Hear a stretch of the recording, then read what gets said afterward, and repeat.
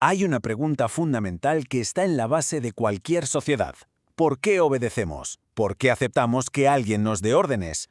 Hoy vamos a desgranar la idea que intenta resolver este gran enigma, el contrato social. Pensemos un momento. ¿Por qué aceptamos que nos gobiernen? A ver, ¿lo hacemos por miedo, por pura costumbre o porque en el fondo nos conviene? La teoría del contrato social nos da una respuesta. Bueno, en realidad nos da varias, y son sorprendentes. En el corazón de esta idea encontramos un verdadero choque de titanes, dos formas de ver el mundo completamente opuestas que sin embargo siguen definiendo la política a día de hoy. Todo, absolutamente todo, empieza con esa gran pregunta sobre la obediencia. Y el contrato social es la herramienta que nos va a permitir entenderla. A ver, imaginemos un acuerdo que nadie ha firmado, pero que todos de alguna forma cumplimos. Pues esa es la esencia del contrato social, la lógica que sostiene al Estado. La idea es que cedemos un trocito de nuestra libertad individual a cambio de algo que es crucial, seguridad para poder vivir en comunidad. Y aquí es donde entran en escena nuestros dos protagonistas. Para Hobbes, el poder es un mal necesario, sí, pero que nace del miedo. Para Rousseau, en cambio, el único poder que vale es el que nace de la libertad compartida. ¿Somos egoístas por naturaleza o es la sociedad de la que nos corrompe? Ojo, porque la respuesta a esa pregunta lo cambia absolutamente todo. Vamos a empezar con la visión más sombría, la de Thomas Hobbes, un pensador que vivió marcado por el caos y la guerra de su época. Para entender a Hobbes, lo primero es hacer un pequeño ejercicio de imaginación. A ver, ¿cómo sería la vida sin un gobierno, sin leyes, sin nadie al mando? Su respuesta es la verdad aterradora, una guerra constante de todos contra todos. Y bueno, ¿de dónde sale toda esta guerra? Hobbes lo tiene clarísimo e identifica tres motores del conflicto. Primero, la competencia. Todos queremos las mismas cosas y los recursos son limitados. Segundo, la desconfianza. Ese miedo constante a que el otro te ataque primero. Y tercero, la gloria. Ese deseo de tener una reputación y dominar a los demás. El resultado de este caos se resume en la que es probablemente la frase más famosa y, bueno, más desoladora de Hobbes. Sin un poder que imponga orden, la vida es simplemente solitaria, pobre, tosca, embrutecida y breve. No hay progreso, no hay arte, no hay nada, solo miedo a morir de forma violenta. Entonces, ¿cómo se escapa de este infierno? Pues mediante un pacto. Los individuos renuncian a su libertad total de hacer lo que quieran y transfieren todo su poder a una autoridad central y absoluta, el famoso Leviatán.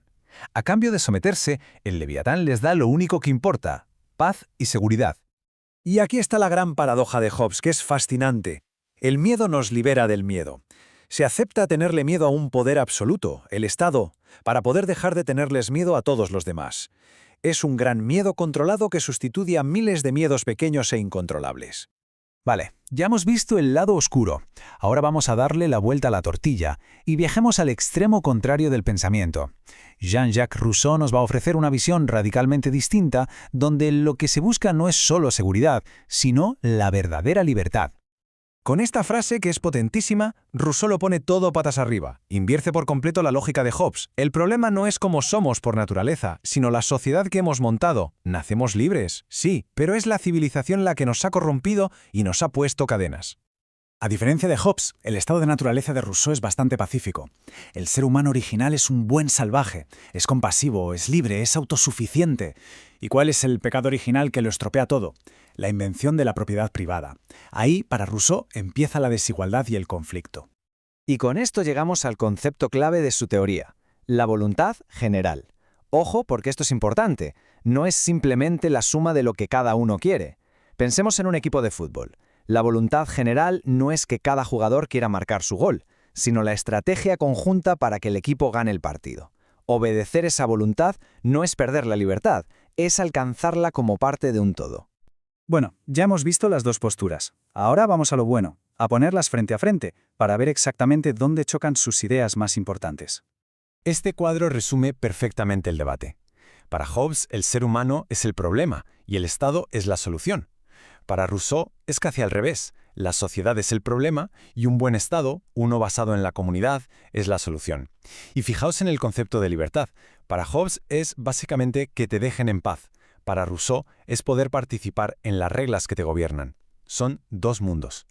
Pero cuidado, que esto no es solo filosofía de hace siglos. Estas dos maneras de ver el mundo siguen chocando hoy, todos los días, y explican muchas de las tensiones políticas que vivimos. La sombra del Leviatán de Hobbes es larguísima. La vemos, por ejemplo, en el caos de los estados fallidos. que son la viva imagen de su guerra de todos contra todos. Y reaparece cada vez que se debate cuánta libertad hay que ceder por seguridad, ya sea por una pandemia o por la amenaza del terrorismo. Y en la otra cara de la moneda, pues claro, tenemos el espíritu de Rousseau que sigue muy vivo. Late en los movimientos sociales que exigen una democracia más real. Cuando se pide que las decisiones reflejen el bien común o cuando se habla de la crisis climática como un problema colectivo, lo que estamos escuchando son ecos de esa voluntad general. Pero es que hoy el debate se ha complicado todavía más. El poder que hay que controlar ya no es solo el del Estado. Pensemos en las grandes corporaciones tecnológicas.